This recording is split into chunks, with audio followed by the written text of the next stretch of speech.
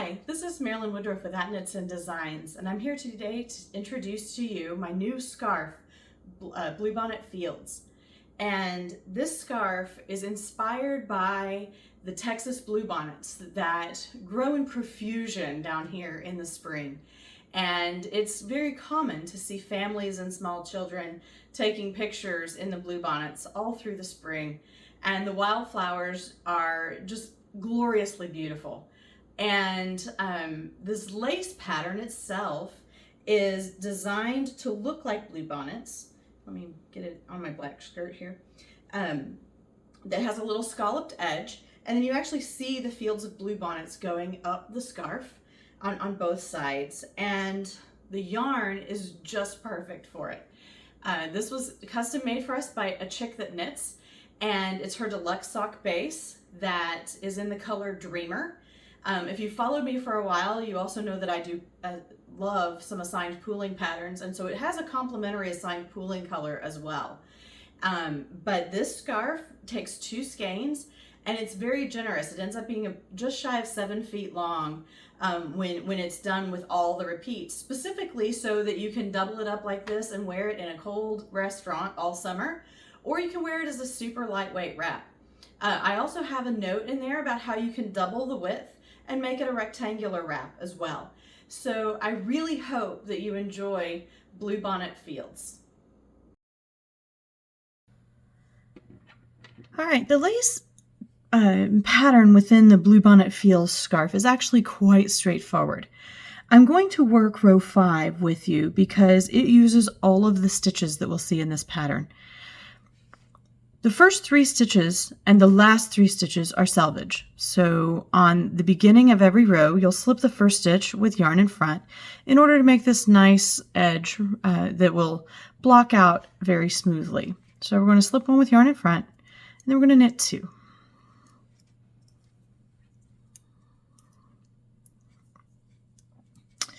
So starting on row 5 through row 11, at the beginning of every row, you're going to knit 3 together. And that's just like a knit 2 together. You just pick 3 stitches instead of 2 and knit them together. And now we're on row 5, so we're going to knit 4.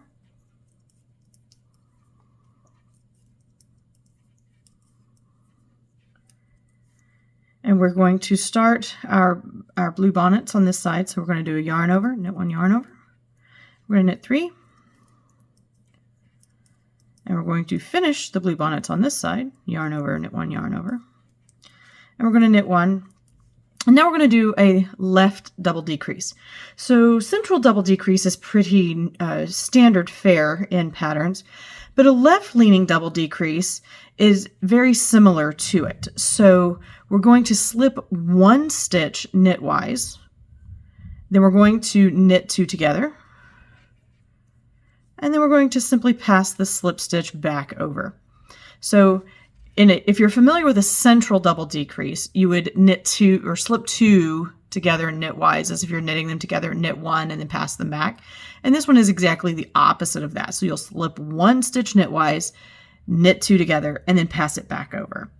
And that's our repeat. So we're just going to continue repeating that. So we're going to knit 3 together,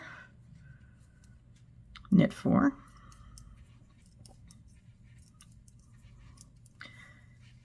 yarn over, knit 1 yarn over, knit 3, finish this bluebonnet here, knit yarn over, knit 1 yarn over, then we'll knit 1, and then I'm back to my left double decrease. I'm going to slip 1 stitch knitwise, knit 2 together, and then simply slip that stitch back.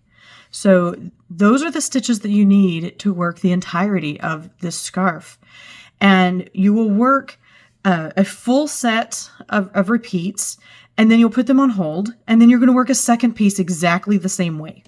And then what you're going to do is for each of those, you'll see in the instructions, you'll do 17 full repeats, and then you'll do 1 partial repeat. And what you're doing there is you're stopping that repeat a little bit early to make room for your Kitchener stitch to actually create 2 purl rounds in the middle of it, so it will be completely invisible.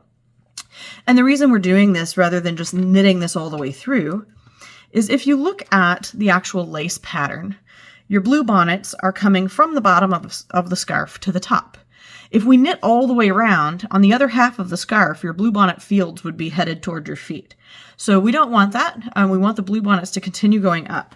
The other reason you want to do this is due to this beautiful scalloped edge that is being created.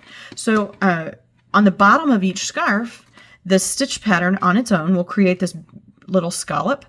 And if we don't do this and graft it in the center, one side will not have this scallop on it. So it wouldn't be nearly as pretty without that decorative edge. So when I come back, I will meet you with both halves ready to go, and I will walk you through how to graft the two sides together to where you have an invisible graft in the middle of it, so that your bluebonnets all head up your body toward your neck, as they should. So enjoy this knit. I'll see you soon. Congratulations! You are finished with the actual knitting work of the shawl, of the scarf. And now we are ready to graft. You should have two pieces. So you should have one side of your scarf that has all the stitches on hold. And then you should have the half of your scarf that you just finished knitting still on your needles. And if you were to continue knitting, you would be ready to start on the wrong side row. So when you cut your yarn, give yourself plenty of extra yarn. This is going to be the yarn that we actually use to graft.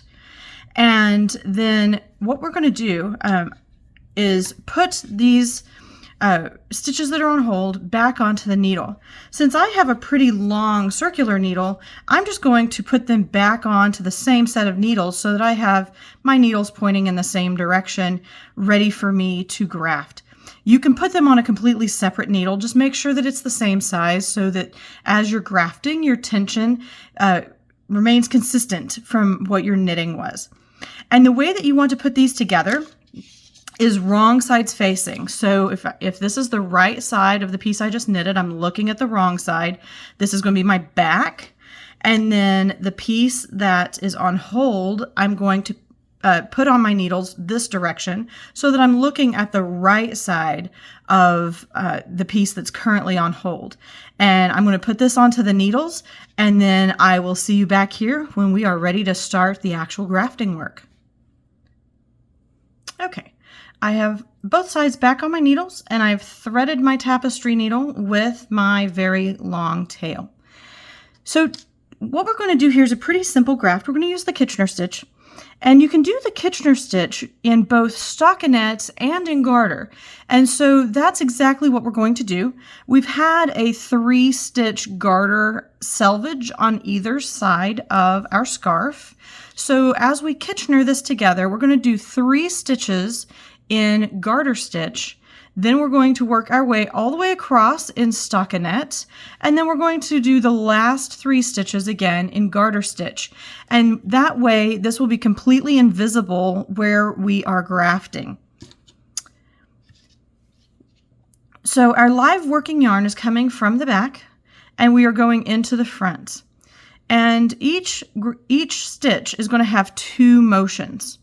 So on the front needle, we're always going to do the same thing, no matter whether we're doing stockinette or garter. You're always going to knit the first stitch. You're going to take your needle into that first stitch knitwise, and you're going to knit it off, and then you're going to take your needle into the second stitch purlwise and leave it on the needle. I generally do those as one motion just to keep my moves small. Now, this is where we're going to differ between the garter ridge that we're doing now and stockinette. On the back needles, to do garter, you're going to do the exact same thing. You're going to knit the first stitch off, and then you're going to purl the second stitch and leave it on.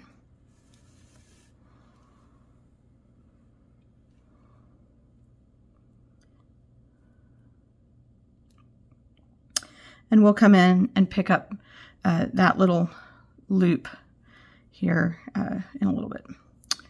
Okay, now we're going to do the same thing again. Knit off, purl on. And you want to try to maintain the tension that is the same as your knitted work.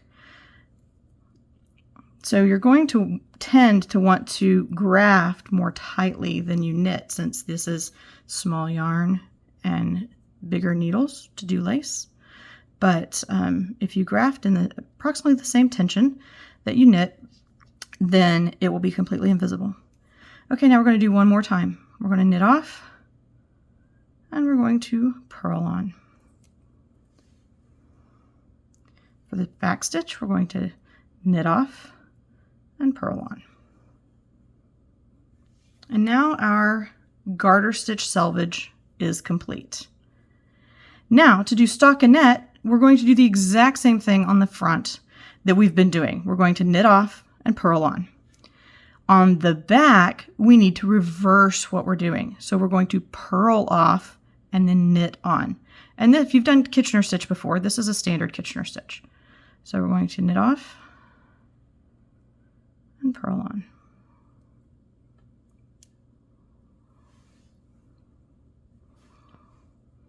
And now for the back, we're going to go in purlwise and take that stitch off. Go in knitwise and leave that stitch on.